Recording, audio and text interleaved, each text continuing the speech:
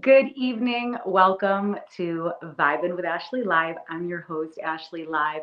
Tonight's episode is 248 of my show, and I have the amazing Kevin Farrell, a seasoned guitarist and music director whose career spans decades of rock history, from founding the 70s band Tickets to performing at legendary New York City venues with The Shop. Kevin has shared stages with icons like Eddie Money, Joan Jett, and Greg Allman. A former music director for Benny Mardones, he now rocks with Hard Promises, New York's longest running Tom Petty tribute band, keeping rock alive with every performance. So Kevin is here and he is ready to rock out. Hi, Kevin! Ashley. Hi. Hi, how's your night going? Oh, it's going well. Thank you for having me. Of course. Past So my bedtime. I am very old, so it's past my bedtime. I it's just got too late for you, yeah, Kevin. Kevin, I've seen you with your band. Your band plays late. we do. Yeah. Not as late as I used to, but yeah, we do play late. Yeah. Well, Kevin, thank you so much for taking the time to chat with me. I know you have a lot going on, and I feel like a lot of people are really interested in your history, in your story. I know we have a lot of Hard Promises fans in the house. Guys, if you don't know Hard Promises, where the heck have you been? Hard Promises has been rocking. Kevin, if someone in the house doesn't know Hard Promises, can you just kind of give them a little sneak peek of like what a Hard Promises show is? Well, there's two facets of Hard Promises. One is we started out life as a Tom Petty tribute band back in 2012, and but we decided that the market, you're not going to go see the same Tom Petty tribute band every weekend, otherwise you get bored. So the band we were in prior to that was a classic rock band, basically focused on like 70s to early 80s. So we incorporated Hard Promises, then incorporated that aspect of music as well. So what Hard Promises is we're a classic rock band or we're a Tom Petty tribute band, um, and we separate that.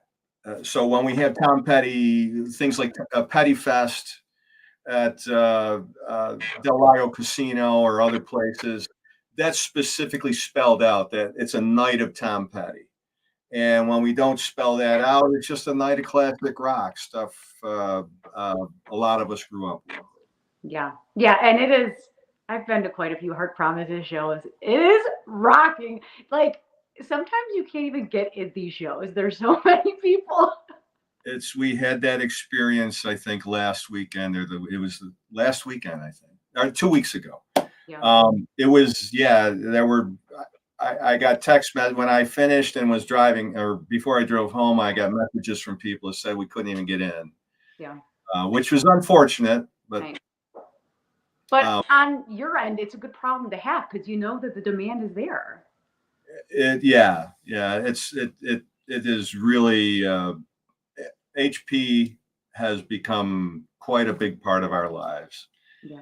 We have a good crowd. I mean, it's I don't like to use the term fans. They're not fans. They're friends. But we have a good working relationship with the venues in town. We have it's this symbiotic relationship. It's not just the band. We help promote for the venue. The venue helps promote for us. It's a it's a homogeneous system, I guess. Yeah. If that makes sense. I don't know if it does. It makes sense. So, Kevin, I want to start from your early years. So, you taught yourself guitar. What originally drew you to the guitar, and how did that shape your musical style early on? So growing up in my house, I had four brothers. Both my parents were musically inclined. My dad, especially. You could not grow up in that house if you didn't take piano lessons. So Mhm. I ended up taking piano lessons in third grade, and actually all the way until I was a senior in high school. But when I got into sixth grade, I had an older brother who played guitar, and actually he was playing our dad's guitar. Hmm. And so my older brother kind of turned me on to the guitar. And I picked it up around fifth or sixth grade and just started teaching myself playing licks off of records on my parents' stereo, slowing down at the stereo they had. This is like the 1970s. So, or yeah, early 70s. They had a stereo that if you played an LP, you could slow it down to half speed. So I would slow it down to half speed, figure out like George Harrison licks, Rolling Stones licks. Eric Clapton was huge for me as a kid. So that's how I taught myself, was in sitting in front of my parents' big Magnavox console, Hmm. um, slowing records down, teaching myself how to do that. So that the inspiration was all the music that was floating around. I had three older brothers. So the music that was floating around the house, including my parents' vintage stuff, just turned me on. Hmm. So what? So you were teaching yourself guitar. Yeah. What artists at that time were you like, oh my gosh, I love this band or I love this specific musician? Well, early on, it was Eric Clapton for me. My brothers had all the Blues Breakers albums, John Mayall and the Blues Breakers, Clapton especially, and then Grand Funk Railroad, the early Grand Funk Railroad. I just loved bashing, bashing guitar, just really emotionally bashing guitar. And then I found Jeff Beck. I didn't find him; my brothers found him, and that is where I fell in love. I felt Jeff Beck my is the god on Olympus. He's for me. Um, just he could make the guitar speak like nobody. I rarely have tried to even play like Beck. I just love listening to him. I like the way it makes me feel. Hmm. Um, so he was the pinnacle. It still is. I But so much of that 70s era, it was a great era of to grow up learning how to play guitar, because it was such a guitar oriented era. Synthesizers had not emerged at that point. It was electric pianos and piano, organ, and guitar. Hmm. So that's what floated my boat at that time. Hmm. And so then you played in a bunch of cover bands in the 70s. Sure. So you said like Clapton and Jeff Beck. Are there any other specific bands that influenced you? The Stones and the Beatles. Absolutely. Yeah, absolutely. It was the Stones and the Beatles as far as a band perspective. The first thing was individual players, but Stones and the Beatles, it was that the attitudes, each, each band had completely disparate attitudes. Hmm. And I fell in love with them. So, all the early cover bands we did, we were, everybody's mimicking, the singer was mimicking Mick Jagger, and, I'm trying to play all the Keith Richards and Brian Jones licks. Um, that, and, the Beatles, obviously, George Harrison, and it was, it became less of a virtuoso guitar player thing for me, and more of the whole picture, the band picture, the songs themselves. That's, to me, that's what I can listen to solo guitar players by themselves only for so long, but I can listen to great songs and great bands and great artists forever. Hmm. So Stones and Beatles, I would be remiss if I didn't include those two. Hmm. Yeah, I like what you said about bands, though, right? Because if you just hear someone do a guitar solo, you can only listen to them for so long. But then you listen to the Stones, and then you're fixated on the drummer, and then Mick going around the stage, and then just the whole dynamic of the band. It's really powerful.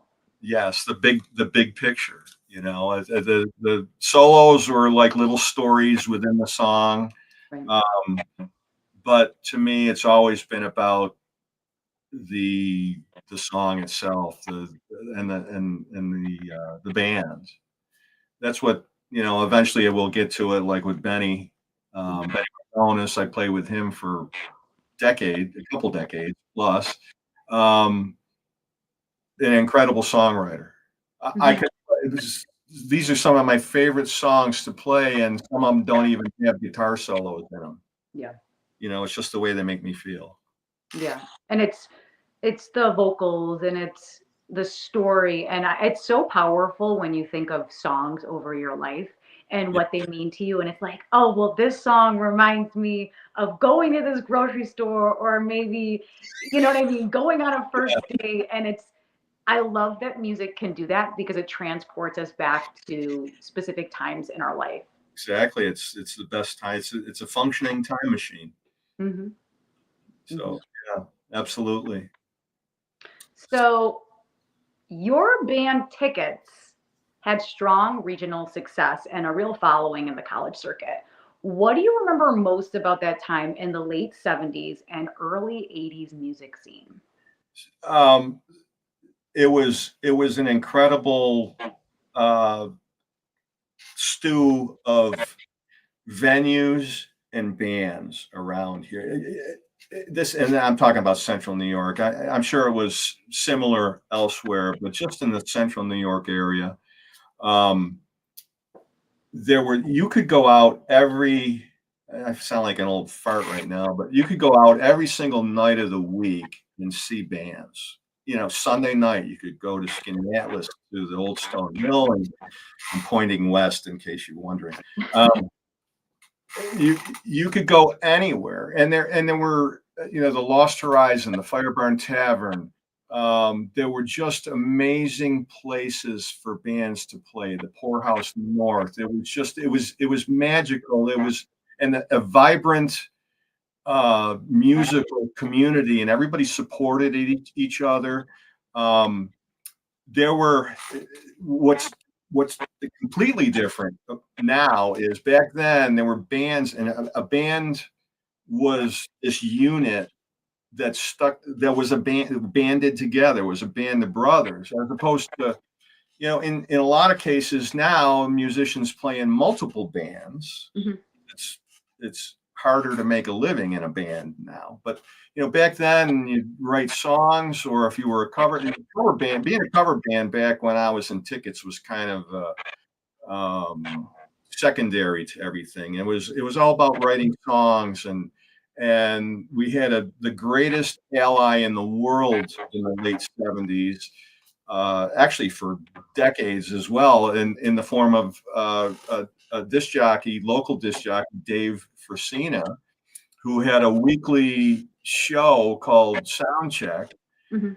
And the biggest thrill people got was recording their song and having Dave play it on the radio. He had a 1 or 2 hour spot every weekend, or I can't remember what nights of the week it was, but he was a huge, huge ally.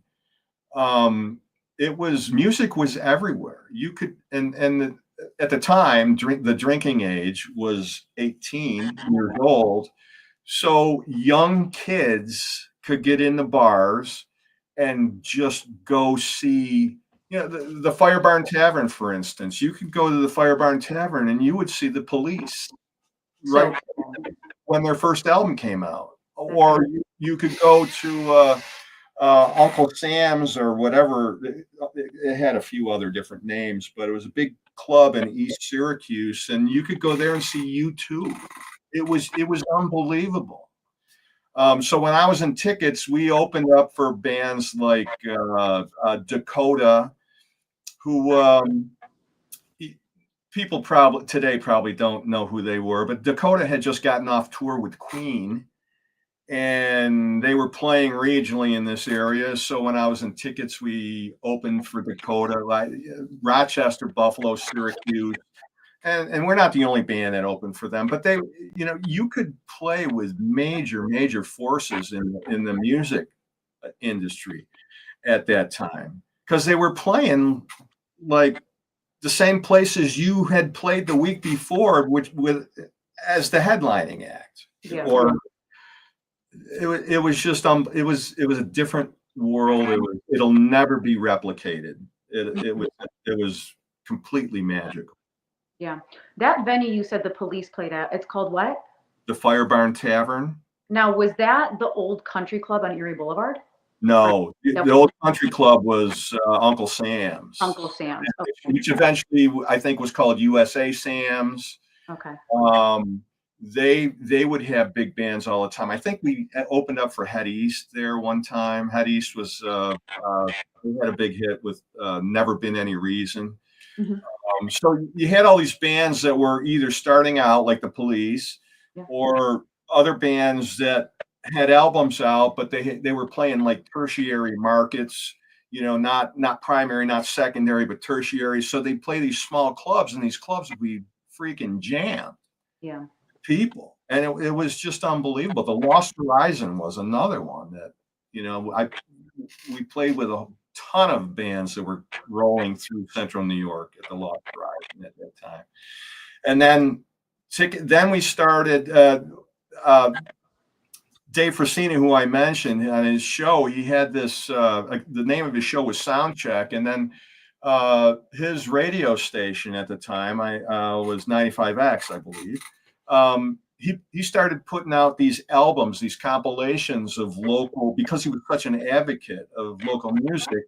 He would put out these compilations of one song from a local band. Bands would submit these songs, and sometimes there'd be contests. And I think one of the albums, excuse me, we we won that. It was a vote-in thing. And our song, Tickets had a song called "She's the One," which was very poppy, power pop, I guess. And we won that contest, and we won some studio equipment, and I think we won some studio time. Um, but it was, and then we eventually recorded a 4-song EP, extended play, is not a full size LP. Hmm. We recorded at one of the studio near my house here, called Rose Hill Studios, and then we kind of milked that for a few years and toured. And again, if you think back, I mentioned the drinking age. Well, if you can imagine college life at that time, Oh yeah. kids are, you got 18-year-old freshmen through to 22 years old, 150 keg parties and just, Nights of the Living Dead, those kinds of gigs. Colleges were on fire with bands. There were bands playing all the time in colleges. So we did that, and that was, up and down the East Coast, or at least the Northeast. We did that for a few years, and that was a great way to, I don't know, get my jollies, I guess. But then the drinking age changed.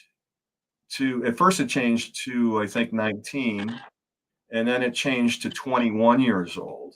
Hmm. And the change in the market was palpable. You could watch it erode. Um, it's not that people didn't want to see music. It's just that the venues, alcohol, social interaction was huge with the bands at that time. I don't want to say alcohol because, well, it was alcohol. But there was a huge change in the social strata at that point. And then it became harder to make money playing at colleges because, you'd be playing at college and all the events would be dry. Yeah. And kids still wanted to, they'd find somewhere else, to go. So it was just harder, and it got harder. And eventually we kind of just threw in the towel um, in the mid 80s, I think, something like that. Hmm. But it was again, it was an era that'll never be replicated. And my one of my sons plays in a band, and he hates it when I tell him this. I just say, "You have no idea how things used to be." Yeah. So anyway, that's so. I ended up getting a real job and a real gig and got married and all that stuff. So, um, but I want to make my living as a musician? Absolutely. Hmm. It got hard to do, and then I changed a little bit. It required a lot. There's a lot of people that are doing it today that it just requires a huge sacrifice people make in their lives. Definitely. Yeah. And just want to circle back and give a massive shout out to Dave Frasina. If you're from the Syracuse area, you know Dave. You grew up with Dave. Dave supports live music, great music. He still supports it even when he's in Florida. Yeah, yeah. Yeah, so big, He's big. a godsend. He was our godsend for sure. Yeah. And it's so important when radio and radio personalities love good music, right? Because we could play the Stones, we could play Aerosmith, but when you have DJs supporting those local musicians, those are, the real heroes because they're pushing for you. Absolutely, absolutely. Because it's hard, you're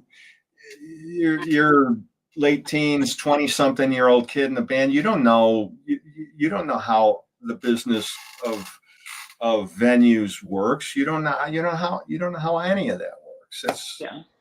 But you do have an ally. We had an agent. There were agencies back then that were thriving agencies, that were the talent agencies that were managing bands, which is quite a bit different than it is now. Whereas it's kind of like a free for all. It's everybody for themselves at this point. But there were talent agencies that were coordinating, bands crossing the thruway, you know, filling calendars for venues up and down the New York State Thruway.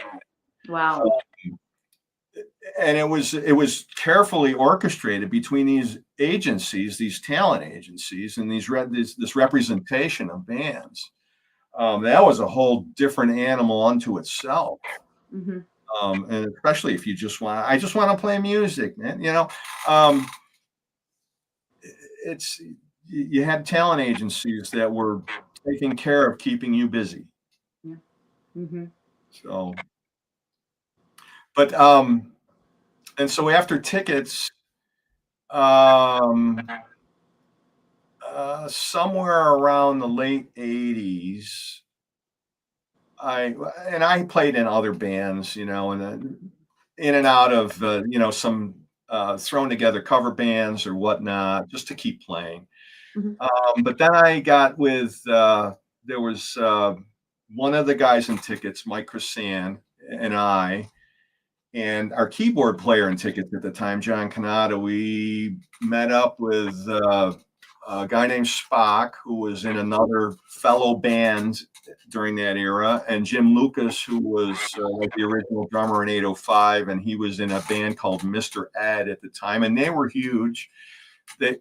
So the five of us got together and put together a band called The Shop that was it was all about writing music and going down to New York City and trying to get that music into the hands of somebody that could do something for us. Hmm. And we skinnied down to just four of us. Um, and we would just pile into it. We'd go and rent a van.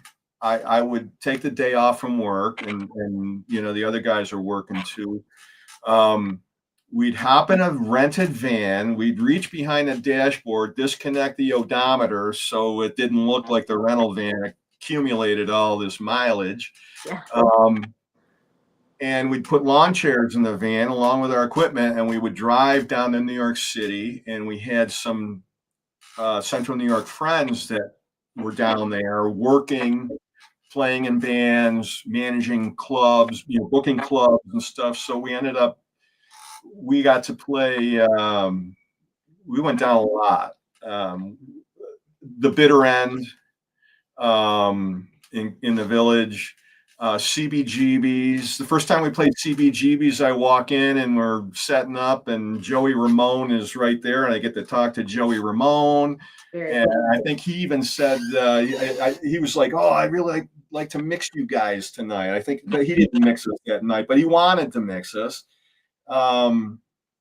The China Club, our good friend Tommy Allen, who was in the Flash Cubes, which was one of the best bands ever to come out of this area.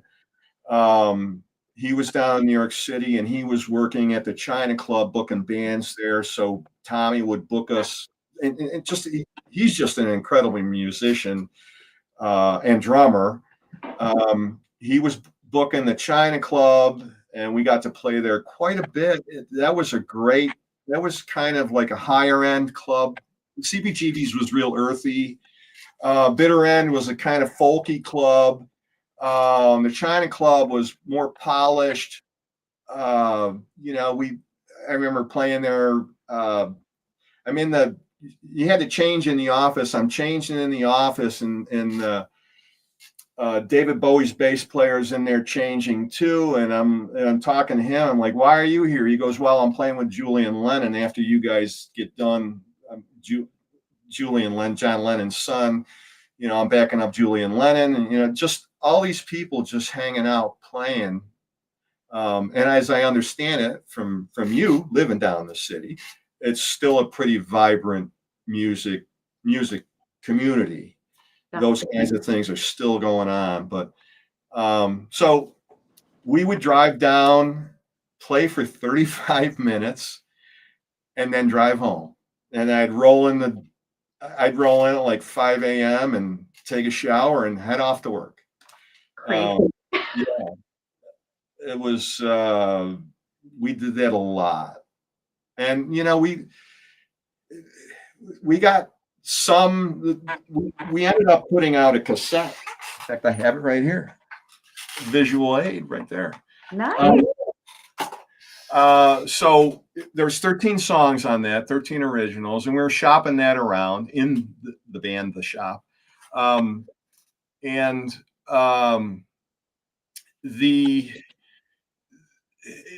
music business itself was changing. So what the industry was then focusing on was something called development deals, where and one of the people we were talking to wanted us all to move down to the city, and he would sign us to a development deal. And what that meant was you work on your tunes, you kind of woodshed, and you work on your tunes and writing more songs.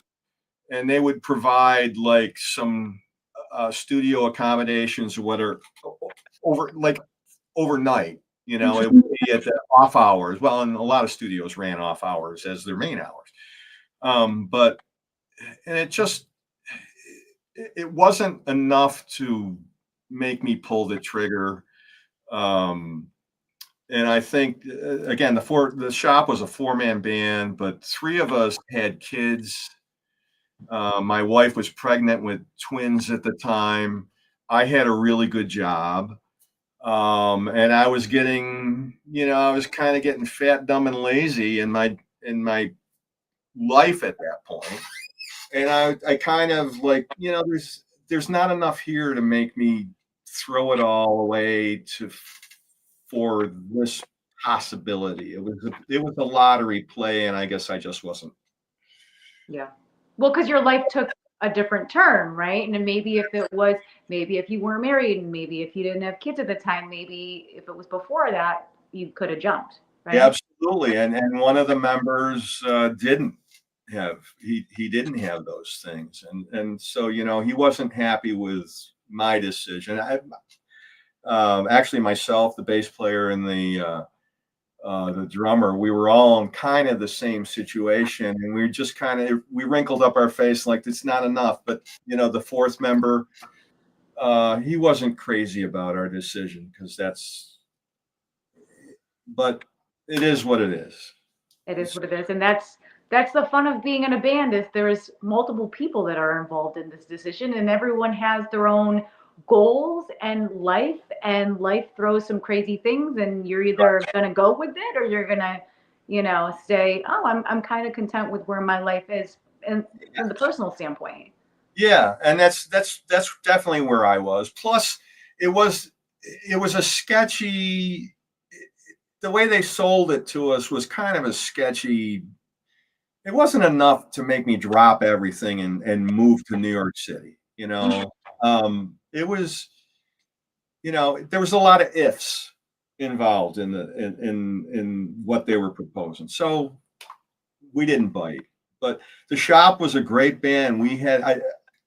One of the things I'm working on now, or my intention is to redo some of those songs. We had some. I'm going to be flat out patting ourselves on the back. We had some amazing songs, um, and they deserve to be heard, and they deserve to be retooled, and which is one of the things that I'm intending to work on. I'm currently working on it actually. So Amazing.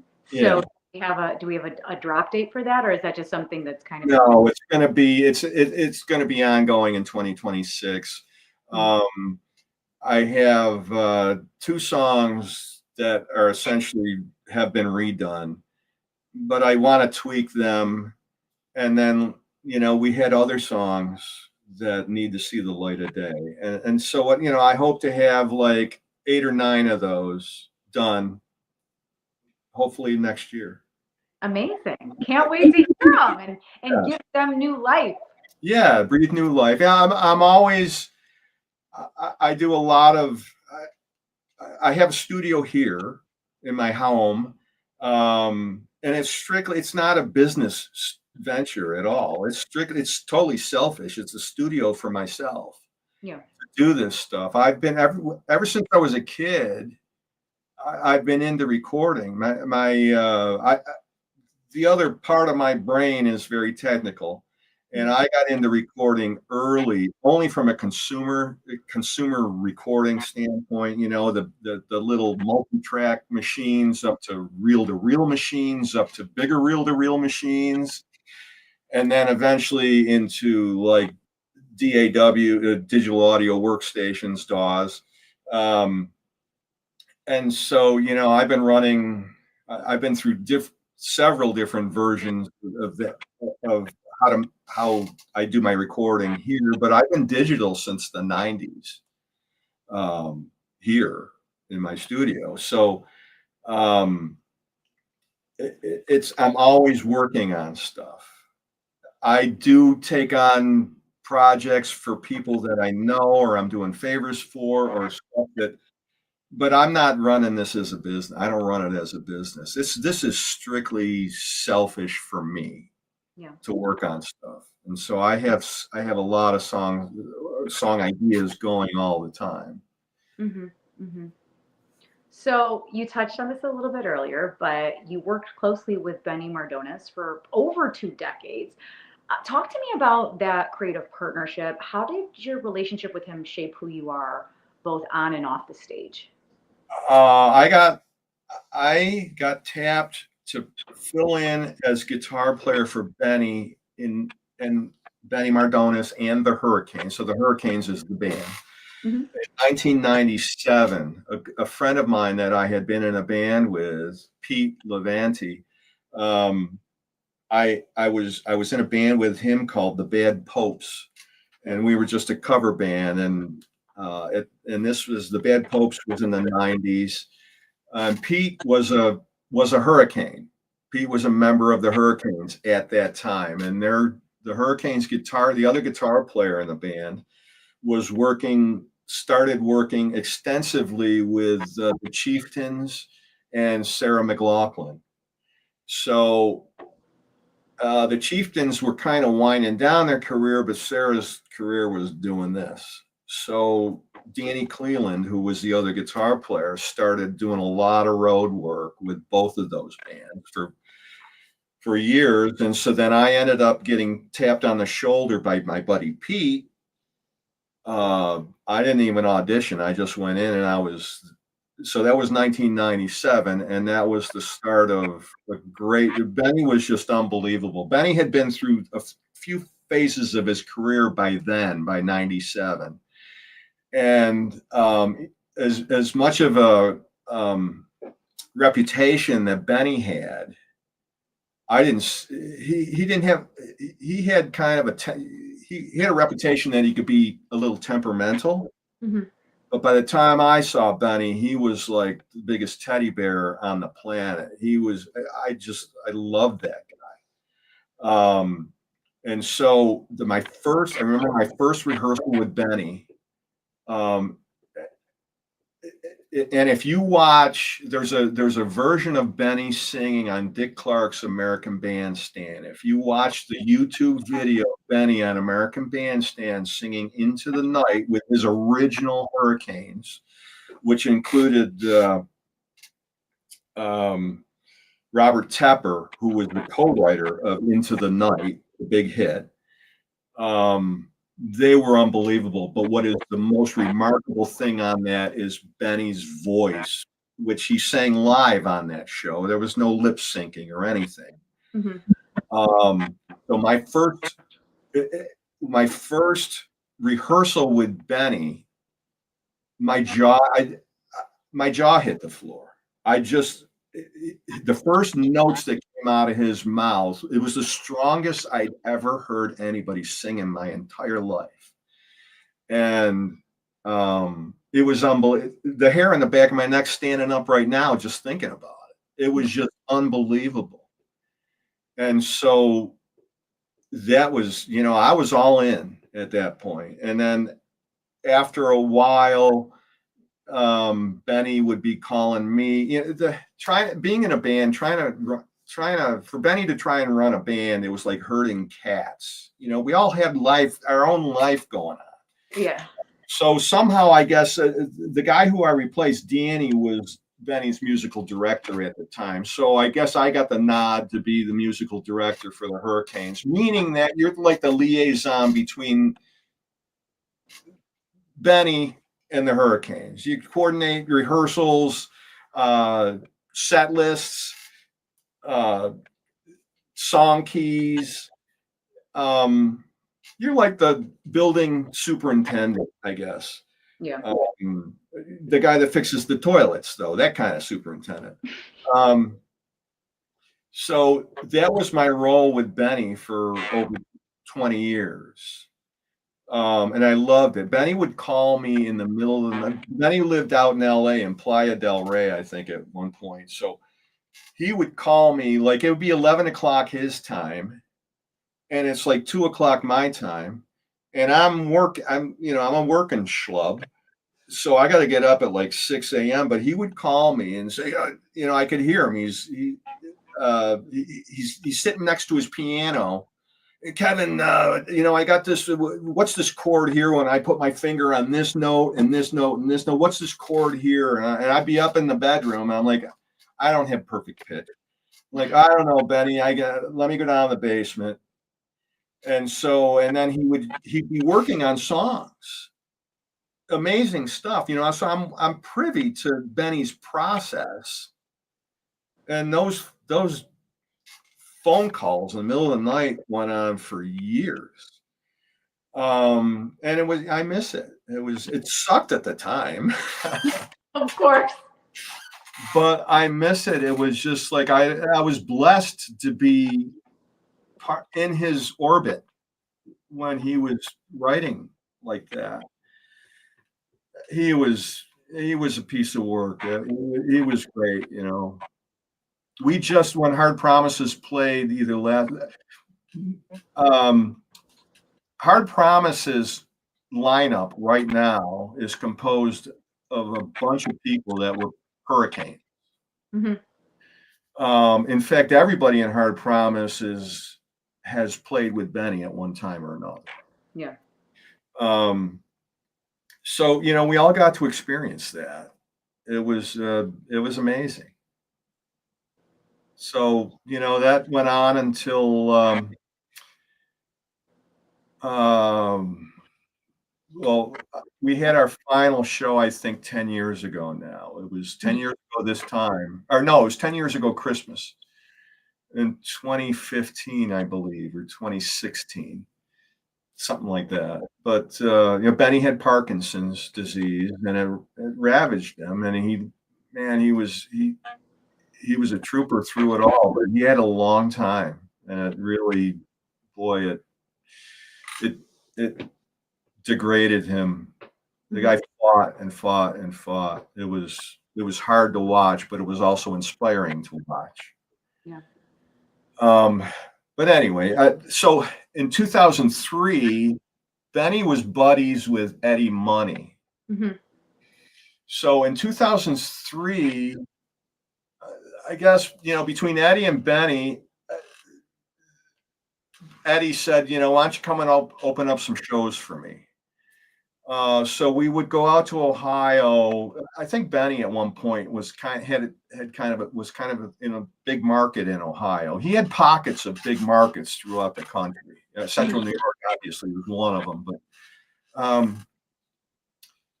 so we went out and opened up a show for Eddie Money. That's where we first met Eddie. And then we did it again, like once or twice more. And then eventually, when Benny was ailing, there was a benefit, and somebody got Eddie Money to come.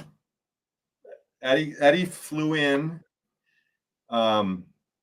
without his band to play this benefit show for his buddy Benny Mardones at the Palace Theater in Eastwood, and Eddie needed a band because he was coming in without a band.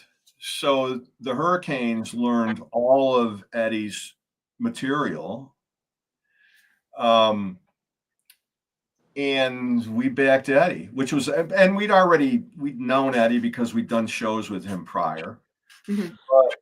But that was a ball. That was a blast.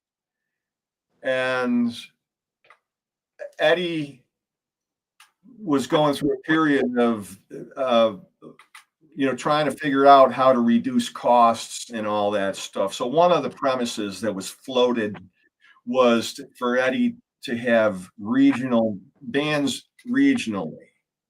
Instead of flying his band who lived, Florida, Chicago, LA, Nashville, instead of flying them all in to gigs, which is expensive when you're going, or if they're touring, that's a little different story because you don't have to fly everybody everywhere. But Benny was here in Syracuse, and the very next morning he was off to the Arkansas State Fair.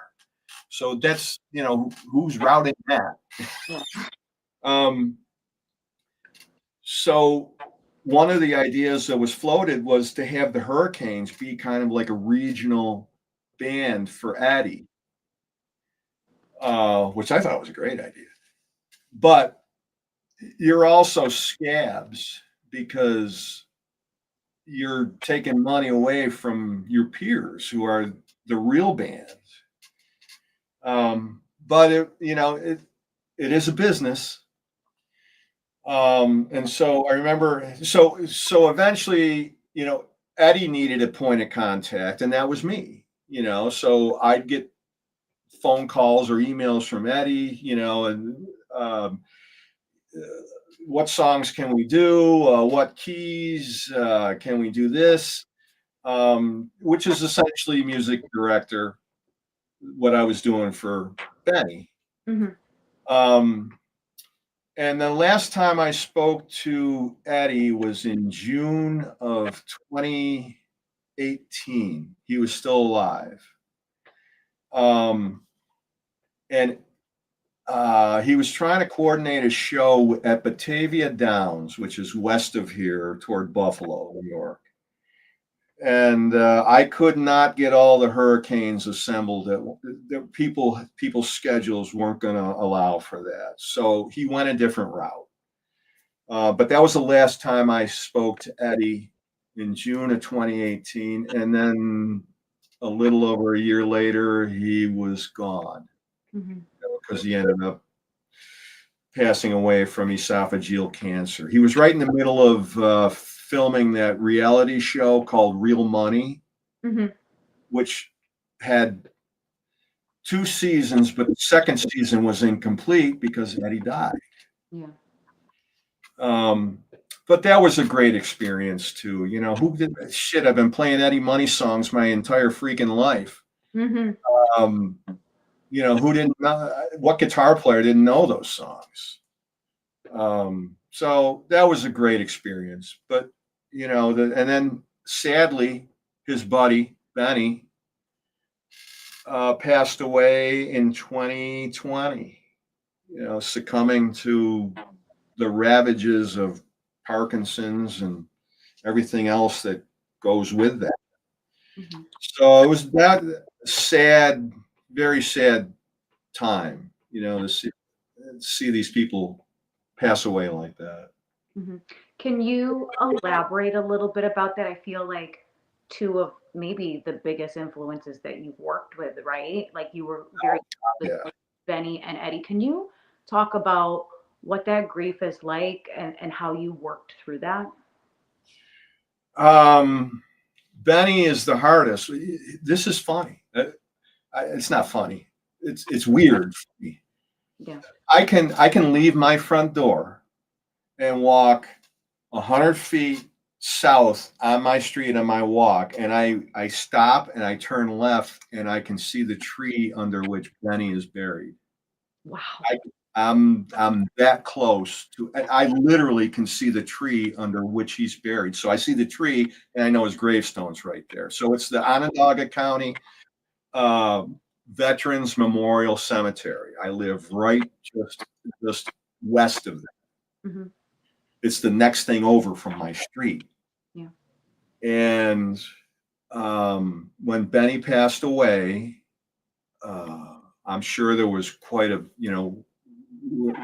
Benny was a traveler of the world, at least the Eastern and Midwestern states. But he's buried right here. He's buried here about a quarter of a mile that way for me. So it's really bittersweet. Benny died in June of 2020. Um, and in Hard Promises, because a bunch of us are alums of the Hurricanes, we will put on maybe once a year, once every other year. We'll do like a half dozen Benny Mardones songs. And I know, and our singer Jeff Gordon. I know you've had Jeff on your program at least twice. Yeah. Jeff was a member of the Hurricanes as well. He was one. He was the new. I was the new guy for 20 some years, and Mhm. then Jeff became the new guy uh, for the last couple years of Benny's life. But we pay tribute to Benny, and we did that a couple of weeks ago, and it's pretty sobering. And Benny's core group of people, there's a huge group of his core friends and allies around Central New York, and a bunch of them were there the other night, and it's we're in tears talking to each other about this. It's we still can't believe he's not here. His birthday is in a couple of weeks.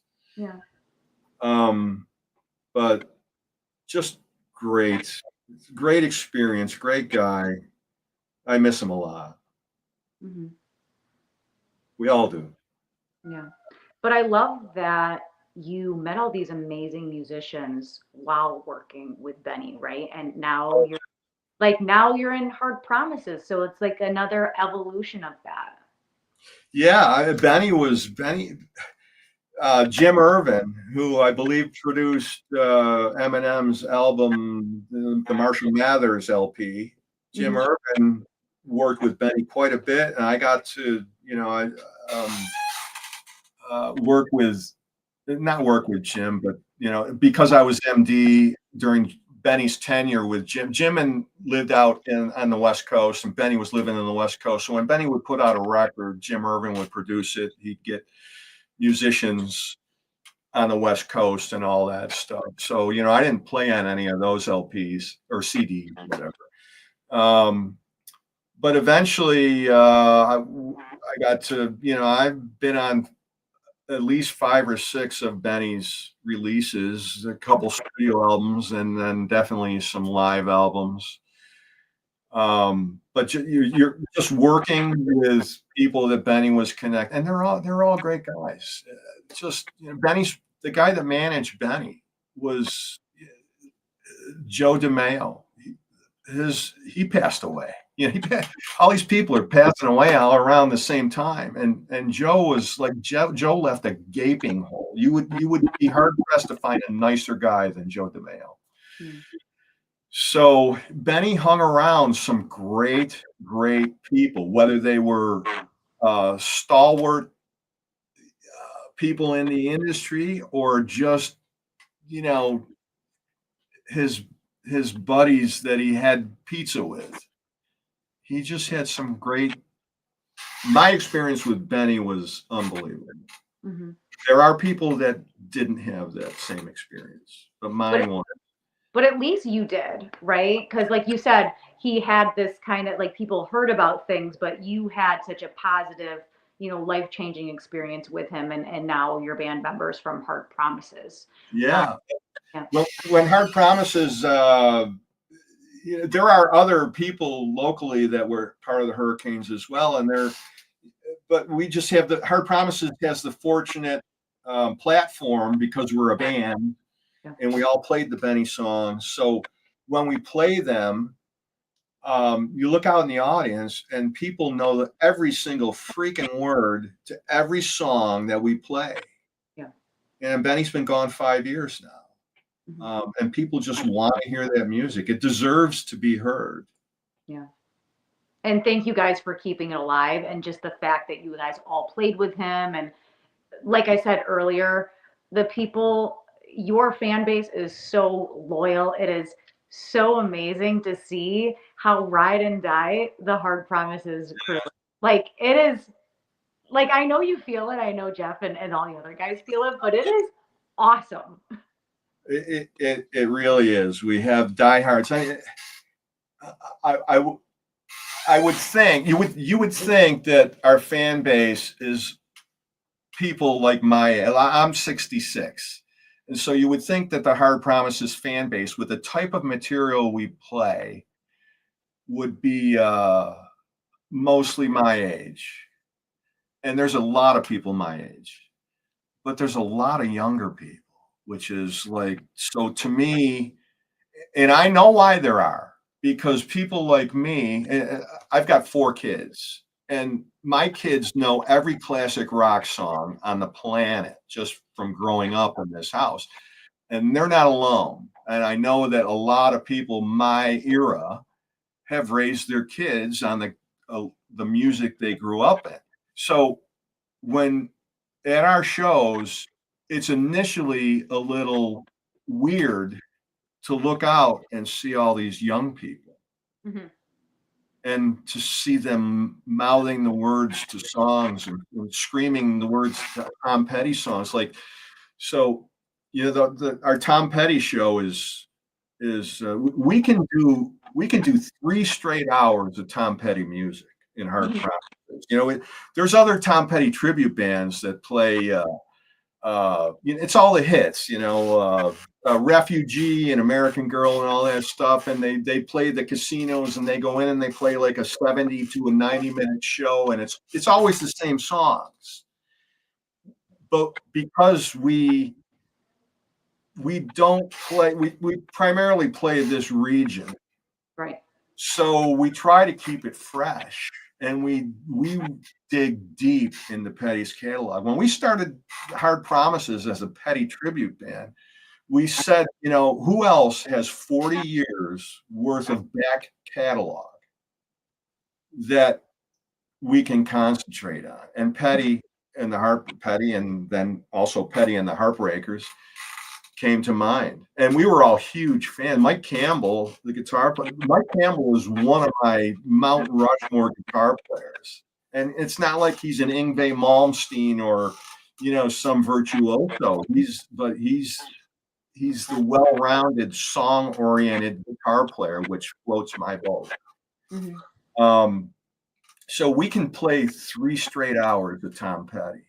And so we started having these shows we called Petty Fest.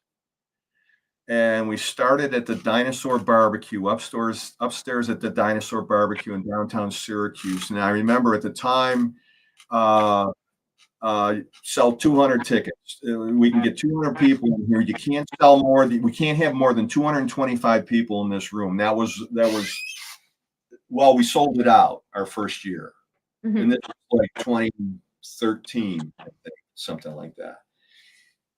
And then following year, we had the show there again, and by then it was like we outgrew it the first year, and but we definitely realized we're going to need a bigger boat, and so then we moved at Petty Fest, our annual Petty Fest, to the Palace Theater in Eastwood. I think we were there maybe 2 years, and that at the time held 600 or 700 people, and that sold out every year. Yeah.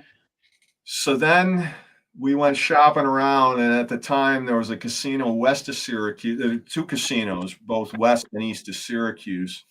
Del Lago had a brand new facility that ultimately it held 2,100 people.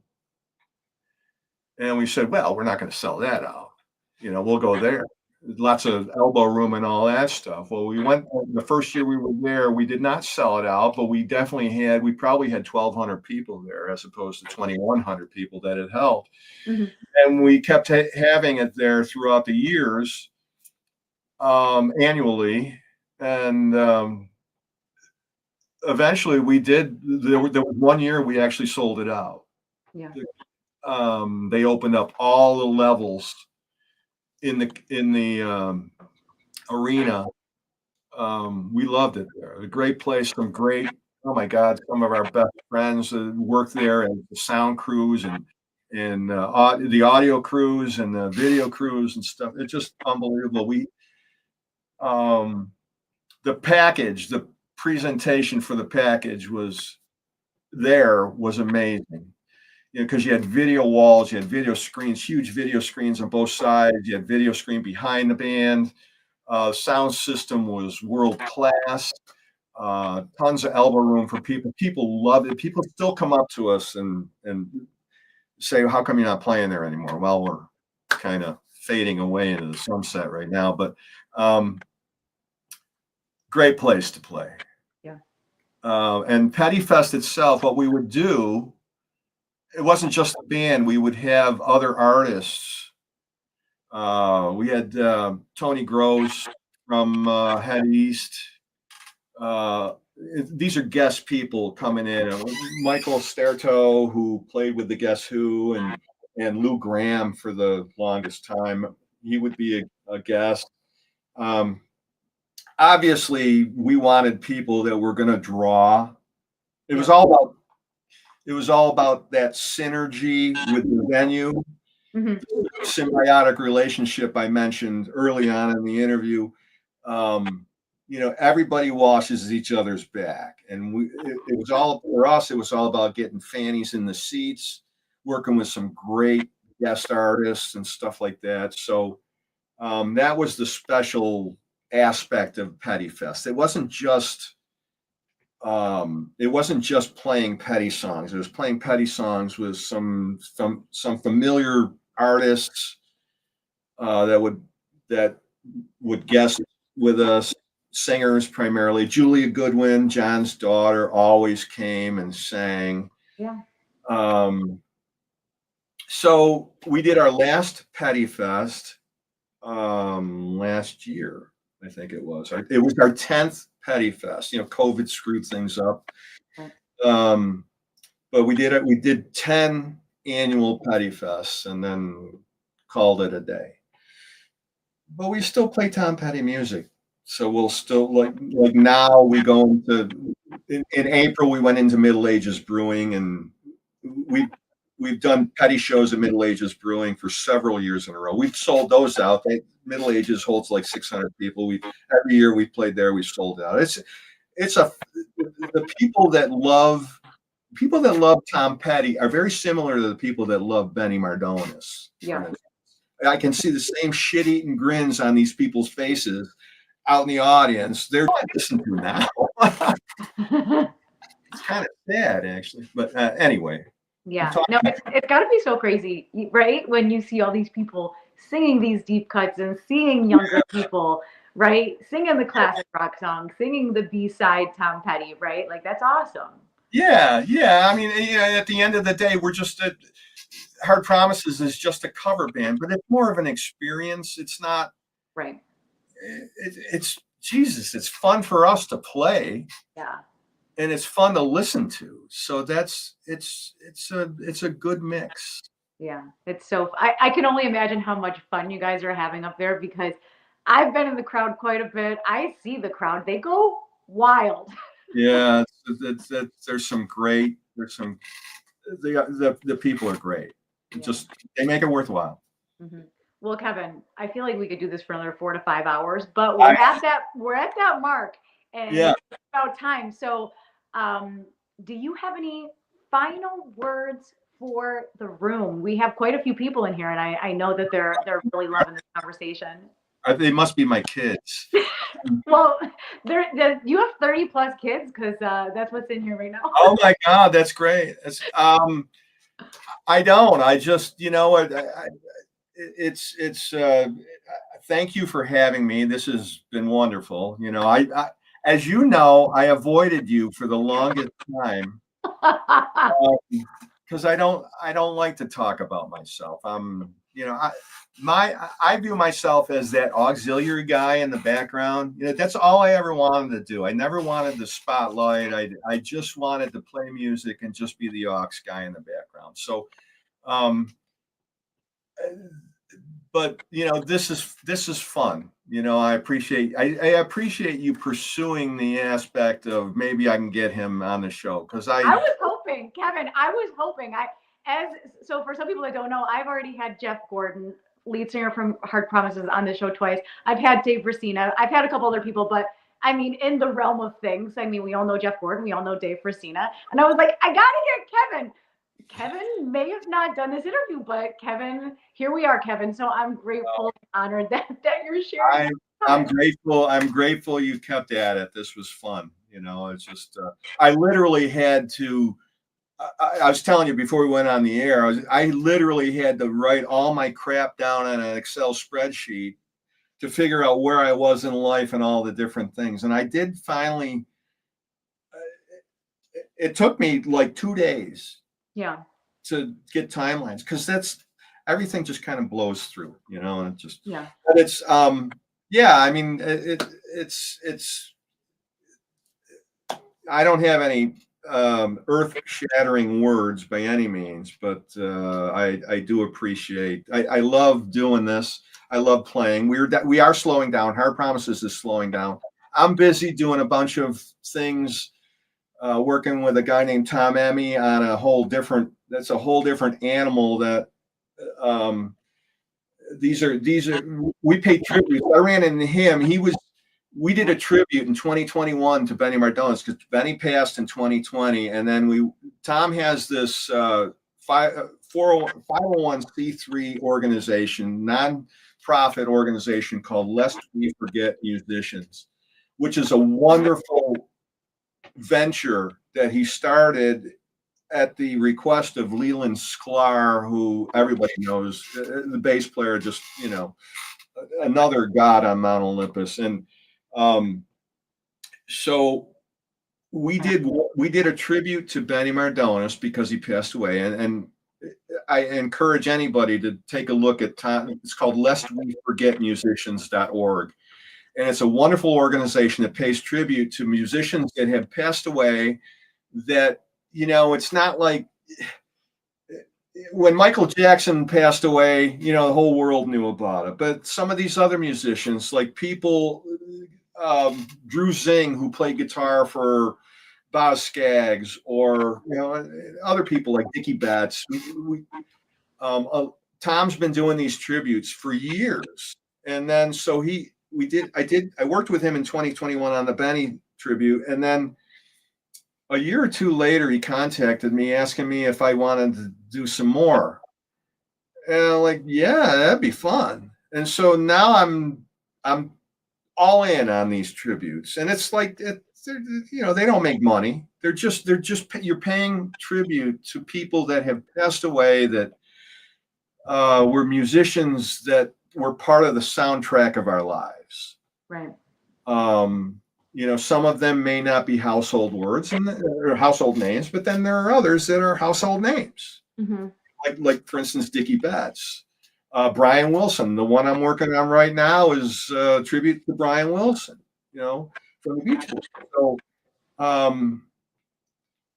for me, it's totally selfish because I get to sit in my studio and put stuff together, and either I play on these things or I assemble these things. Sometimes I assemble them and produce them, or I'm an associate producer on some of them. Sometimes I'm just a musician on them. But when I'm assembling, if I'm assembling everything, somebody's got to put all this stuff together to send it off to get mixed. Then I send it off to people, mix engineers who have won Grammy. People like Bob Schachner and Bill Schnee. Bill Schnee's got Grammy winner for Steely Dan's Asia and Steely Dan's oh God, I can't remember the album that came after Asia. I can't believe I can't remember the name of it. But I'm emailing these guys with these session files, and I get Bill Schnee gets back to me and goes, "Oh, he said that great job putting this together," and I almost break my arm patting myself on the back for assembling all these things, and it's just, who I would never have worked for people or with people like that, or some of the musicians that are playing. One of the we're doing one of the guys is well, I'm not. I probably shouldn't even talk about that one because it hasn't. It's not finished yet. Next time, Kevin. Next time. Yeah. Some of these people I'm working with, these are gods in the industry. Yeah. Who'd have thunk? I'm lucky. I'm blessed to be working with these people. Love it. So, Kevin, for people that are watching this right now, I can't believe there's actually people watching this. There are people watching this right now. How can they support you? I know you have a show coming up in December. Can we plug it? Let's plug a couple of things. Okay, so Hard Promises is winding down its existence to a very meager amount of gigs annually. We have two gigs on the books. We're playing Halloween night at Hotel Canandaigua, which is out one of the Finger Lakes out west. And then we're playing at Middle Ages on December 19th.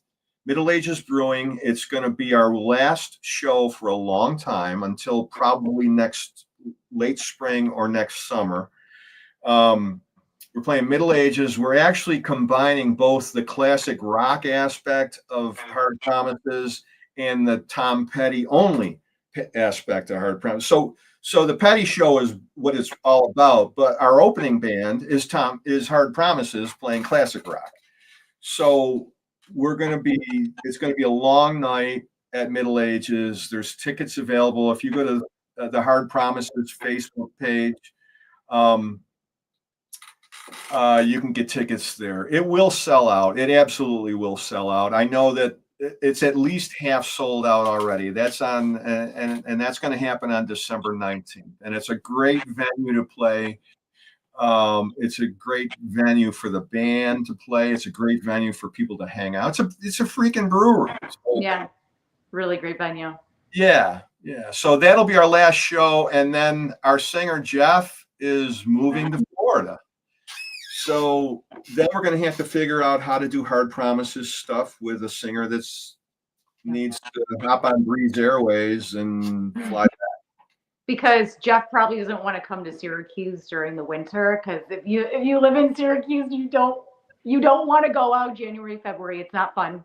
It's not. And Kim and my wife is Kim. Kim and I are going down to Jeff's in the winter. So definitely, yeah, go to Jeff's, go down there, and then come back in March.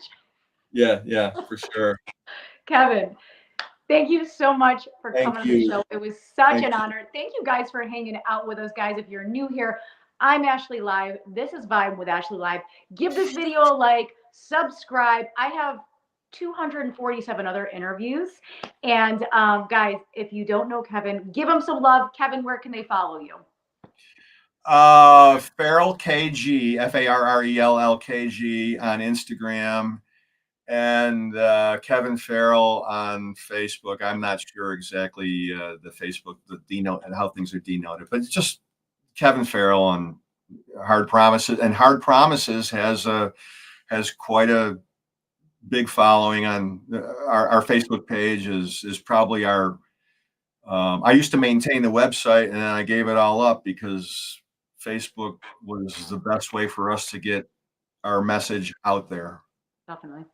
Social media is the vehicle of choice for marketing, obviously. Yeah, totally. So, well, thank you guys so much for hanging out with us. Thank you, Kevin, for all your stories. Like I said, I feel like we could go for another couple hours, but I'm very appreciative of your time. And please come back. It's been so much fun. Yeah, we got years to talk about. Years. I feel like I said, we didn't even scratch the surface tonight. Thank you for having me. This was wonderful. Thank you so much. Have a great night, Kevin, and thank you for joining us. See you next time. Bye-bye.